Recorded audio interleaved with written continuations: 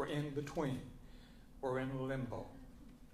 And because of that, there's a great deal of frustration, uncertainty, fear, new wine, but old wineskins.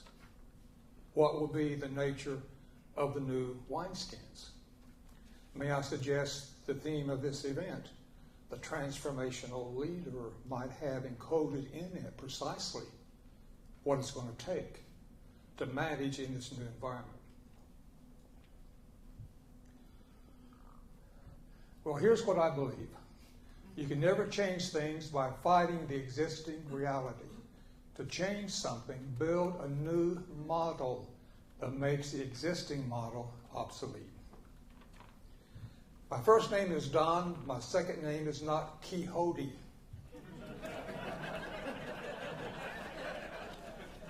I'm through chasing windmills. And you must be too. As long as we fight the old system, it controls us.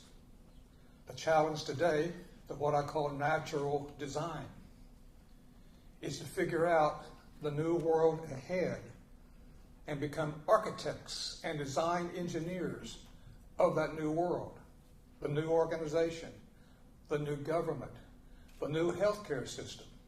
Time to stop whining and start designing. The population undergoing drastic change is a population of misfits.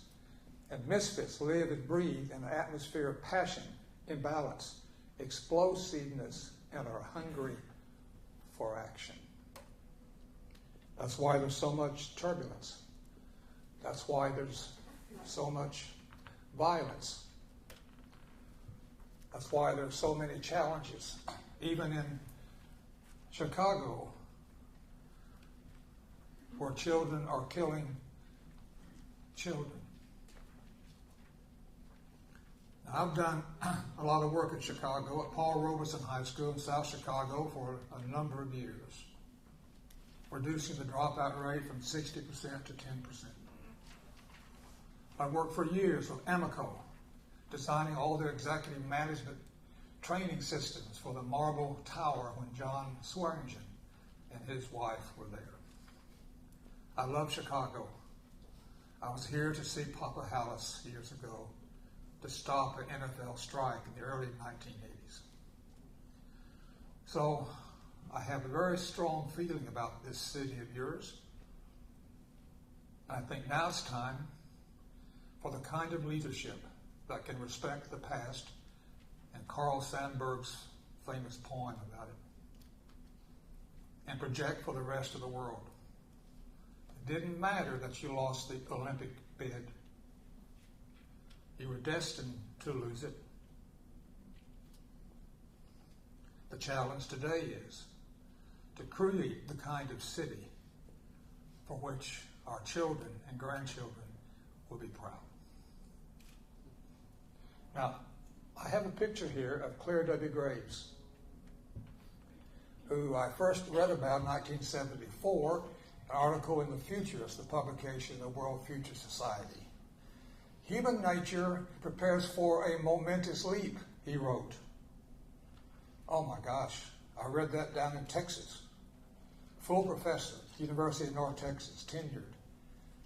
I said, something is unusual about this man. I called him. He says, come see me. I did. And that began a 12-year relationship. He had had 5 heart attacks, open heart surgery. I just told him, Claire, I need at least 10 years from you. His wife, Marion, says, well, Don, Claire's been sick. I know. I need 10 years. I saw quickly how valuable his thinking was, how unique it was, how powerful it was. I got 12. At that point, I had a chance to speak in South Africa from the Value Engineering Group. I went. First of 63 trips to Johannesburg. We cashed in my faculty retirement money. I could not do it because I thought we could play a major role in the relatively peaceful dismantling of apartheid. And that's precisely what we did.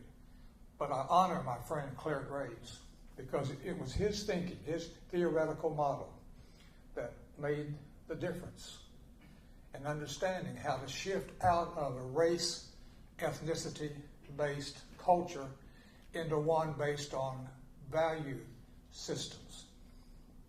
Official title is the Emergent Cyclical Double Helix Model of Biopsychosocial Systems Development.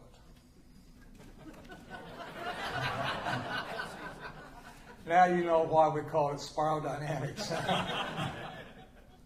It is an extraordinary attempt to define human nature, not based on speculation, not based on some kind of wild theory that occurred to him while he was playing golf with Ben Hogan or playing football with Gerald Ford at Michigan. And I asked him, Claire, did Gerald Ford play without his headgear, as LBJ used to charge? He said, no, he did play with it. A massive new conceptual system that just so overwhelms me. I decided to spend the rest of my life in finding ways to popularize it, to do further research, to validate it in multiple languages, and that's what I've done over 35 years.